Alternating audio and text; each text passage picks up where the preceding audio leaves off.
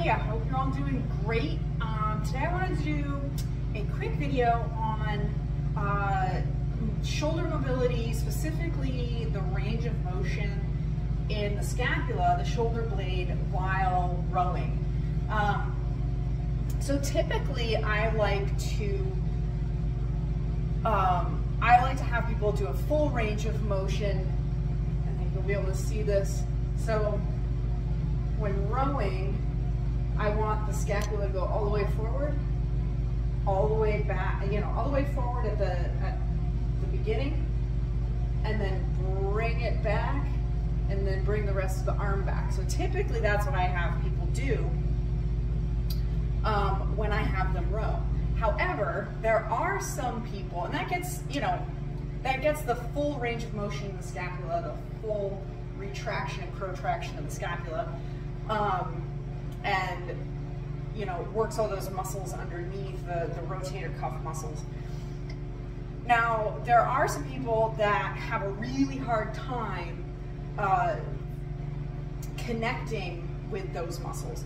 So, they're so used to being rounded in the shoulders that you ask them to bring their shoulder blades back, they're gonna do this, they're gonna shrug, they're gonna maybe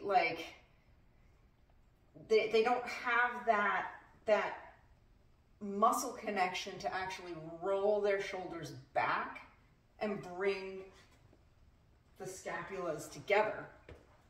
And so in that case, what I would do is I would get them into that position,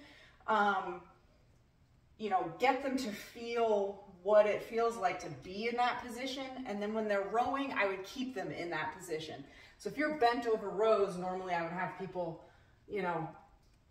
all the way forward with their shoulder blades, and then bring them back and bring the rest of the arm back. But with people that have trouble connecting with that, and maybe they can't do it every single rep, I would get them in that position to start with those shoulder blades back, and then I would have them row and keep their shoulder blades in that position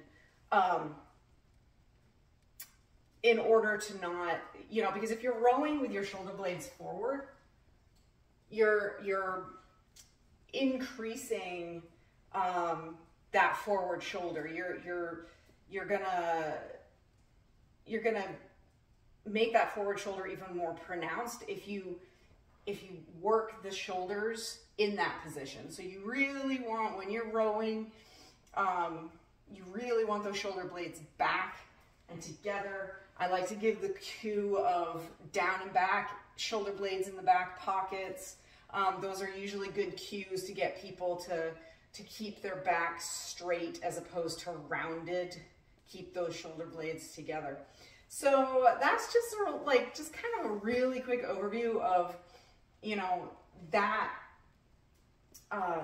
motion, that movement, and why it's important, and why sometimes you don't want that full range of motion. So anyway, I hope you enjoyed this video. It's a real short one today, but I hope you enjoyed it.